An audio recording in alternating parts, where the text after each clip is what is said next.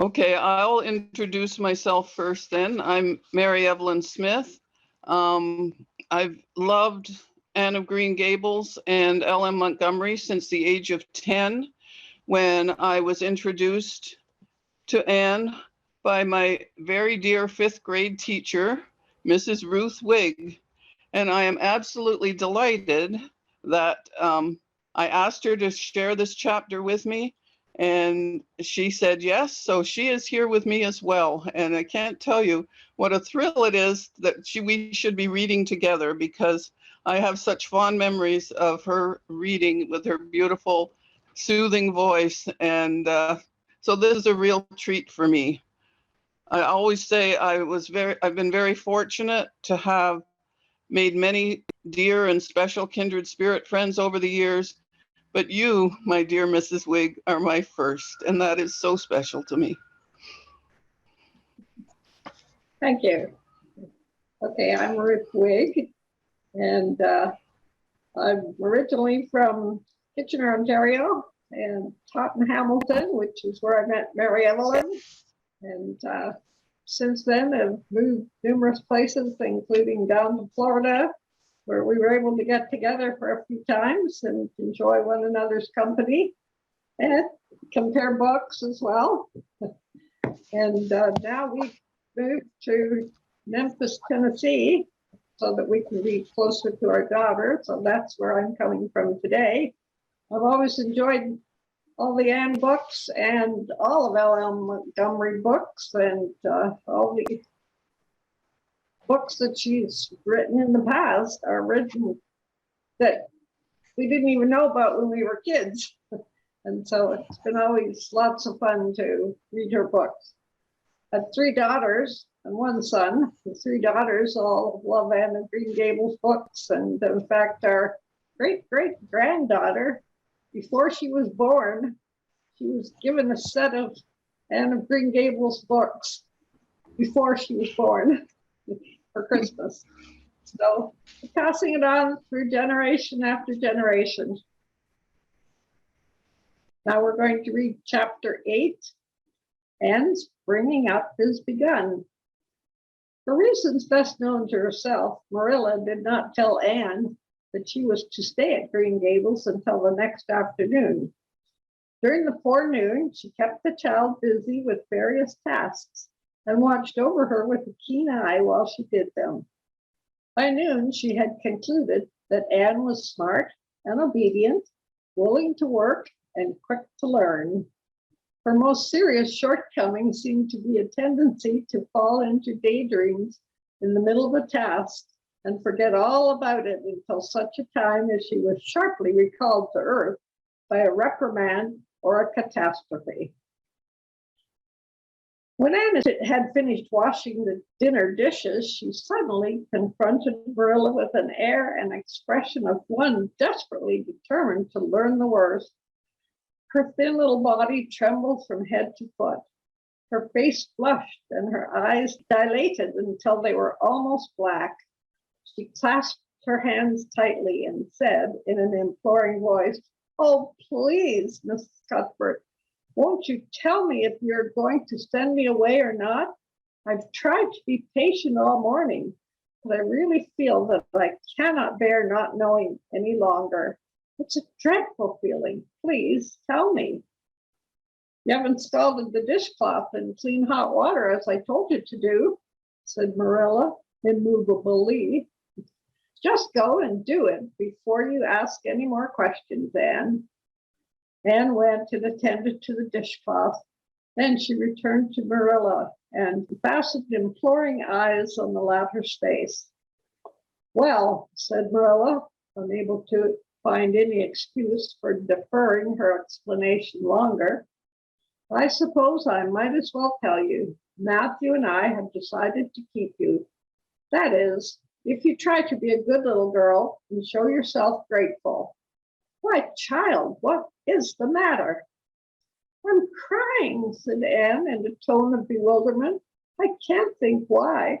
I'm glad as glad can be. Oh, glad doesn't seem the right word at all. I was glad about the white way and the cherry blossoms. But this, Oh, it's something more than glad. I'm so happy. I'll try to be so good. It will be uphill work, I expect. For Mrs. Thomas often told me I was desperately wicked. However, I'll do my very best. But can you tell me why I'm crying? I suppose it's because you're all excited and worked up, said Marilla disapprovingly. Sit down on that chair and try to calm yourself. I'm afraid you both cry and laugh far too easily. Yes, you can stay here and we will try to do right for you. You must go to school, but it's only a fortnight till vacation, so it isn't worthwhile for you to start before it opens again in September. What am I to call you? Asked Anne. Shall I always call you Mrs. Cuthbert? Can I call you Aunt Marilla? No, you'll call me just plain Marilla. I'm not used to be called Miss Cuthbert, and it would make me nervous. It sounds awful disrespectful just to say Marilla, Anne protested. I guess there'd be nothing disrespectful in it if you're careful to speak respectfully. Everybody young and old in Avonlea calls me Marilla, except the minister. He says Miss Cuthbert when he thinks of it. I'd love to call you Aunt Marilla, said Anne wistfully. I've never had an aunt or any relation at all, not even a grandmother. It would make me feel as if I really belonged to you. Can't I call you Aunt Marilla? No, I'm not your aunt, and I don't believe in calling people names that don't belong to them. But we could imagine you were my aunt. I couldn't, said Marilla grimly. Don't you ever imagine things different from what they really are? Asked Anne, wide-eyed. No. Oh, Anne drew a long breath. Oh, Miss Marilla, how much you miss. I don't believe in imagining things different from what they really are, retorted Marilla. When the Lord puts us in certain circumstances, he doesn't mean for us to imagine them away. And that reminds me, go into the sitting room, Anne. Be sure your feet are clean and don't let any flies in. And bring me out the illustrated card that's on the mantelpiece. The Lord's Prayer is on it, and you'll devote your spare time this afternoon to learning it off by heart. There's to be no more of such praying as I heard last night. I suppose I was very awkward, said Anne apologetically, but then you see, I've never had any practice. You couldn't really expect a person to pray very well the first time she tried, could you? I thought of a splendid prayer after I went to bed, just as I promised you I would. It was nearly as long as the minister's and so poetical. But would you believe it? I couldn't remember one word when I woke up this morning. And I'm afraid I'll never be able to think out another one as good. Somehow things are never so good when they're thought out a second time. Have you noticed that? Here is something for you to notice, Anne. When I tell you to do a thing, I want you to obey me at once and not stand stock still and discourse about it. Just you go and do as I told you. Anne promptly departed for the sitting room across the hall. She failed to return. After waiting 10 minutes, Marilla laid down her knitting and marched after her with a grim expression. She found Anne standing motionless before a picture hanging on the wall between the two windows. With her hands clasped behind her, her face lifted up and her eyes a star with dreams.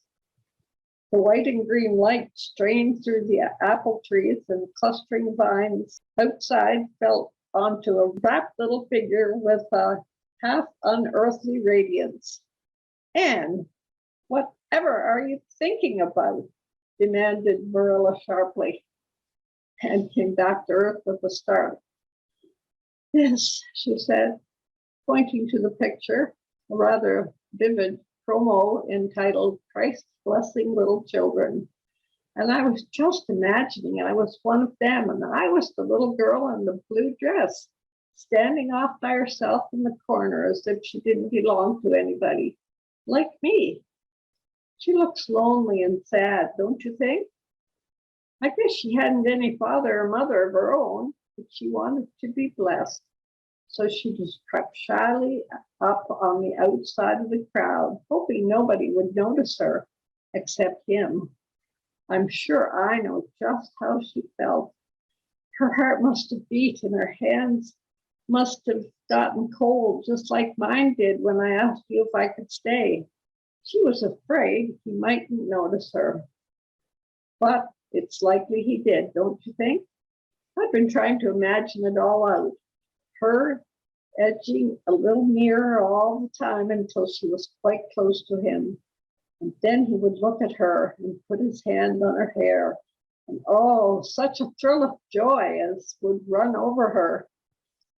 But I wish the artist hadn't painted him so sorrowful looking. All his pictures are like that, if you've noticed.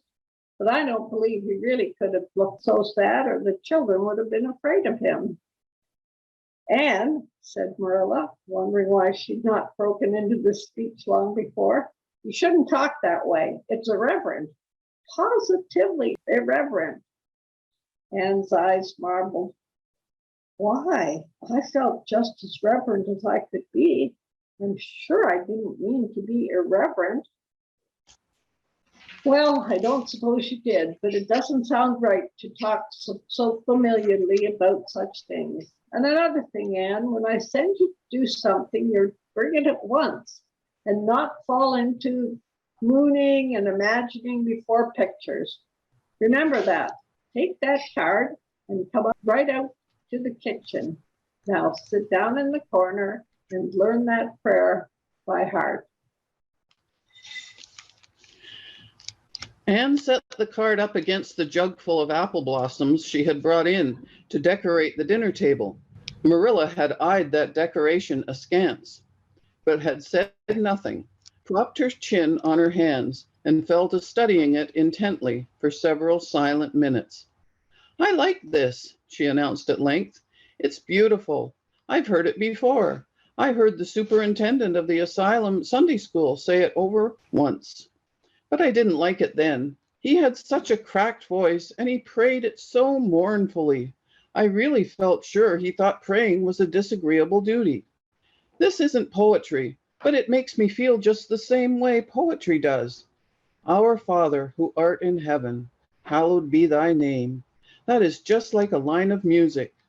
Oh, I'm so glad you thought of making me learn this, Miss Marilla. Well, learn it and hold your tongue, said Marilla shortly.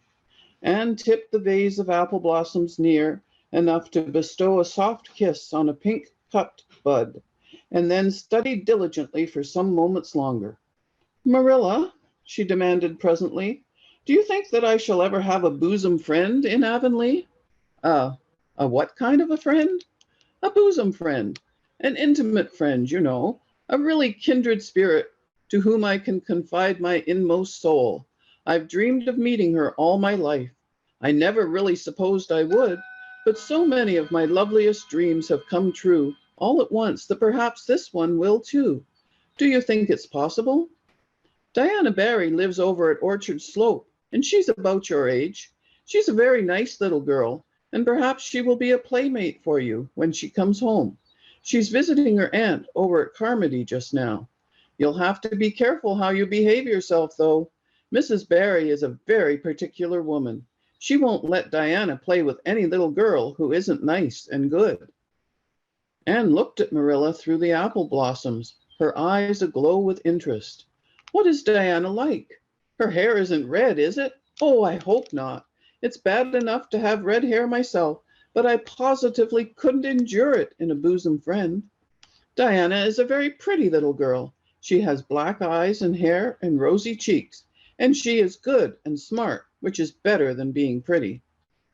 Marilla was as fond of morals as the Duchess in Wonderland, and was firmly convinced that one should be tacked on to every remark made to a child who was being brought up.